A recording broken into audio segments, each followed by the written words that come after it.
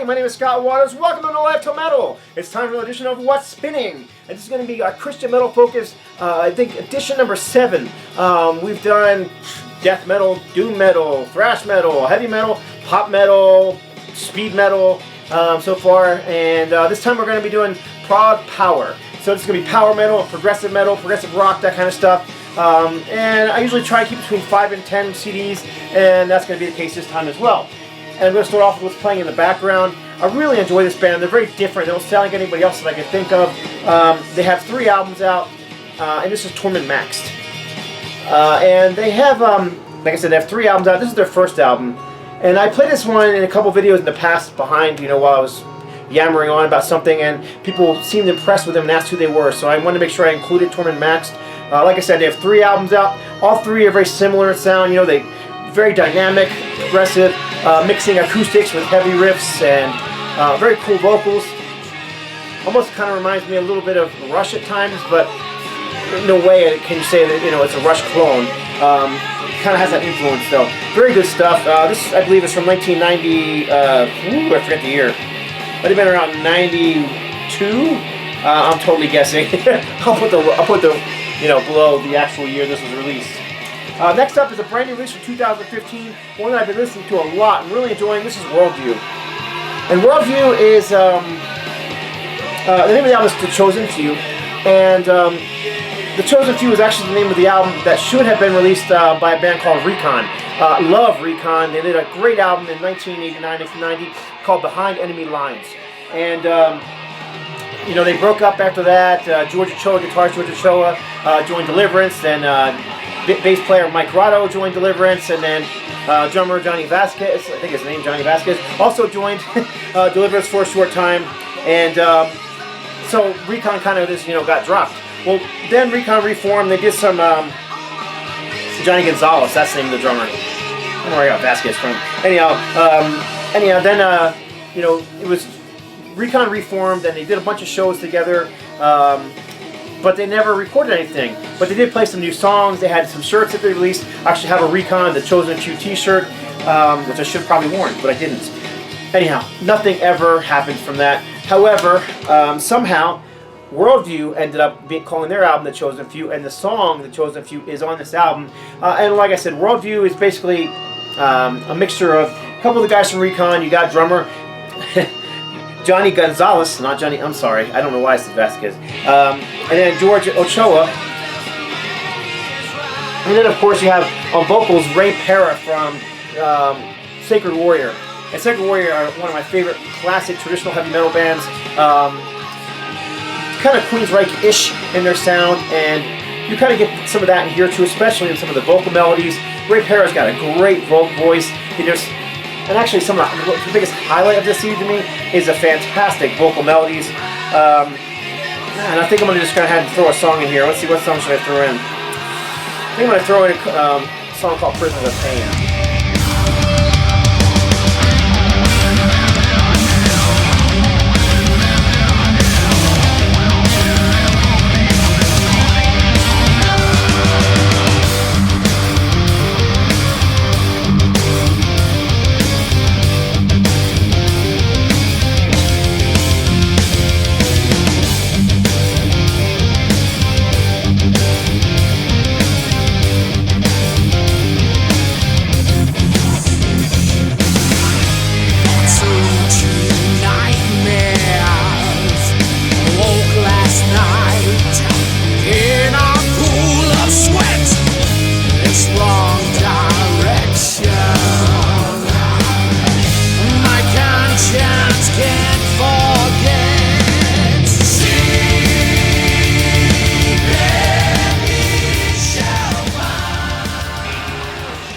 So that's Prisoners of Pain by Worldview. And again, features 2 of the ex-members of Recon, plus the vocalist from Sacred Warrior. There's a bunch of guest artists on here too. I know Larry Farkas from Once Dead, Vengeance Rising, whatnot, played a song or 2 on here.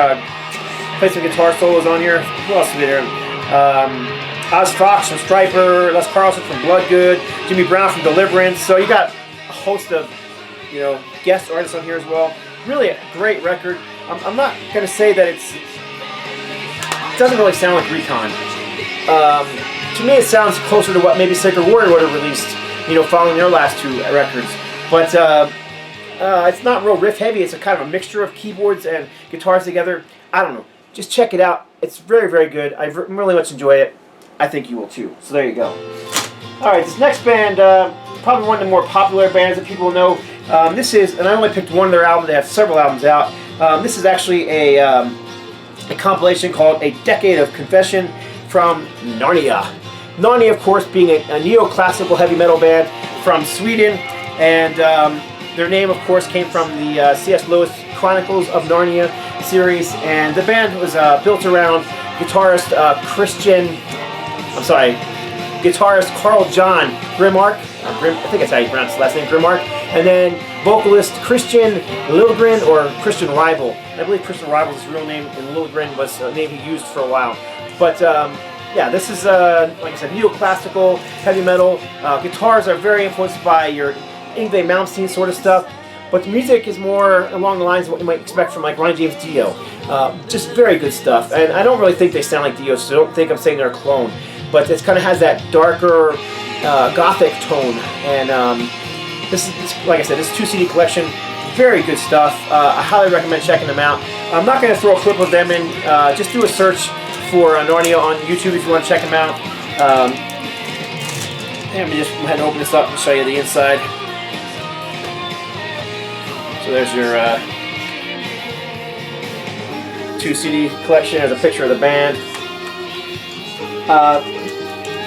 Probably my favorite album by them, Long Live the King, which was their 2nd album. I think their very first album had a very, very Yngwie-ish sound to it. And they kind of got away from that as time went on, and they got a little more of their own sound. But those sweeping arpeggios and the just, you know, those crazy guitar solos that are just a part of what they sound like. You know, they're part of what I enjoy about the bands. So there you go, Narnia, Swedish neoclassical, power metal, progressive metal, whatever you want to call it. Check them out. So there you go. Next up is a side project of one of the Narnia guys. This is Divine Fire, and this is another Swedish band. And it's metal along the lines of like Rhapsody or Dragon Force. Very fast, very heavy, very progressive. And this one also features a ton of guest artists. There are guests on here from Candlemass and Vinai Domini and Savior Machine, I believe. And like I said, a lot of double bass, very fast riffing, great guitar solos, and the vocalist, of course, being Christian Rival from Narnia. And it's actually on Rival Records, which is Christian's label. And we'll show you a picture of the band and then inside as well. So yeah, why don't I go ahead and throw a clip of that in there too. This is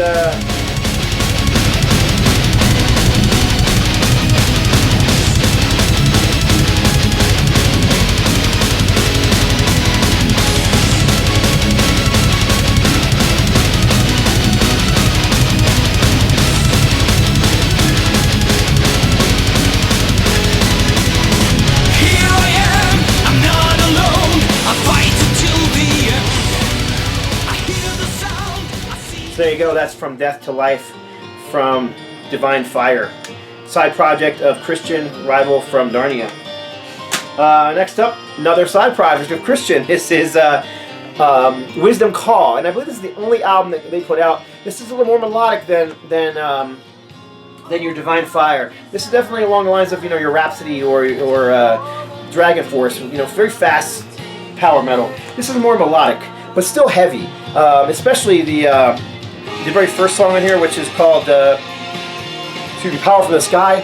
And I'm actually going to throw a clip of Power from the Sky in right here.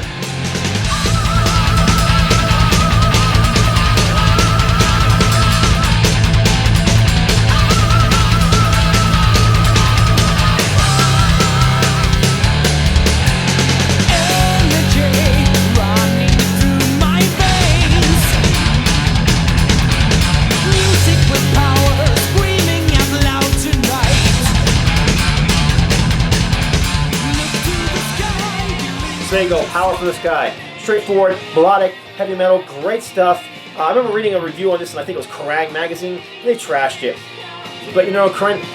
Tends to ended up being one of those trendy magazines that, you know, if you weren't doing what was popular at the time, then they didn't like you. And this was, I believe, in the early 2000s, 2001, when this sort of music wasn't in vogue. So, regardless, check it out. Great stuff. And there's Christian right there on the front. And yeah, there's also, I also forgot to mention, there's a cover song on here, Winds of Tomorrow by York. Very obscure song by York, not one of the more popular ones, but a very good song, and do a great cover right here. Alright, keeping up with it, this is one of my favorite Christian metal vocalists. This is Rob Rock. Of course, Rob has been in a bazillion bands. He's been in, Driver, Axel Woody Pell, Angelica, Impolitary, Joshua, Warrior, Avantasia, Mars Project, yeah. And he's got several solo CDs under the Rob Rock name. This being, I believe, his 4th album. He's got several others sitting over here. Here's his first 2 here. This is Rage of Creation. As you can see, it's autographed by him. I did get to do a show with him once. This is a different version of Rage of Creation. What else I got over here? This is here's your Garden of Chaos. Like I said, he's got several albums out. This one, much like many of the others, is produced by Roy Z, known for his work with Rob Halford and Bruce Dickinson. And of course, Rob plays a lot of the guitars on here as well, as does Carl John Grimmark from Narnia. Favorite song on this album, this is, let's see, Holy Hell, the name of the album. I'm going to say Slayer of Souls. Very heavy, very fast, but not overdone with the double bass. Just very good stuff, and the vocals are fantastic. I could describe Rob Rock as a powerhouse vocalist. He just has, you know, that killer voice. He doesn't have to growl or grunt or any of those kind of things, because he just has much power that comes out of his chest and out of his mouth. Fantastic. And then also I wanted to mention that there's a song here called When Darkness Reigns. And if I'm not mistaken, I believe When Darkness Reigns was actually a song written back in the 80s when he was with Driver. And then it's recorded here as well. And the Driver album was eventually re-recorded too and released. Another one that's very popular among the Christian metal crowd, and one that I haven't really gotten very much into. I only have their first album, and I've heard their other albums are even better. This is definitely a progressive metal, and this is Theocracy. Again, very prog in this approach. Lots of time changes, lots of, I don't know, it's just progressive metal. I think I might even play a little snippet of something on this album too real quick right now.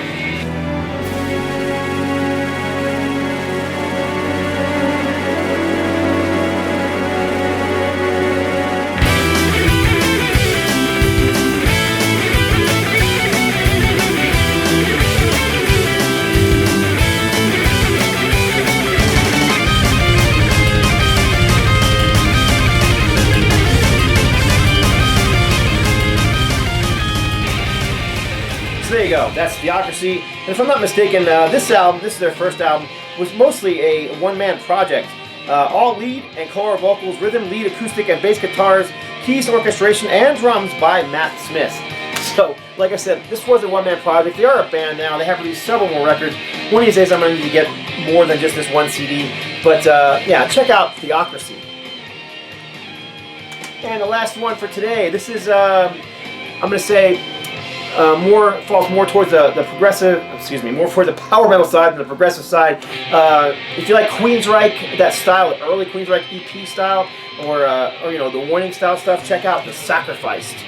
And I've been championing this release for quite a while. This is on Rocks Records, and this is their third album, obviously called 3. Fantastic vocals from Eli Princeton, who is now singing for Sacred Warrior. And then guitar player on here is Michael Phillips, who played with Deliverance, as well as you know, several other bands, but Deliverance probably is most well known. And then Daniel Cordova plays bass on here, and of course Daniel Cordova played in Vengeance Rising for a while. He actually did a tour for their very last tour they did, and then a guy named Jay Williams on drums. So, and this California heavy metal band is, I don't know, I really enjoy this album. There's actually a Queensryche cover on here, Before the Storm. Let's see, I'm going to pick a song off here. We're going to play, I don't know, I'll pick a song. from Sacrifice 3.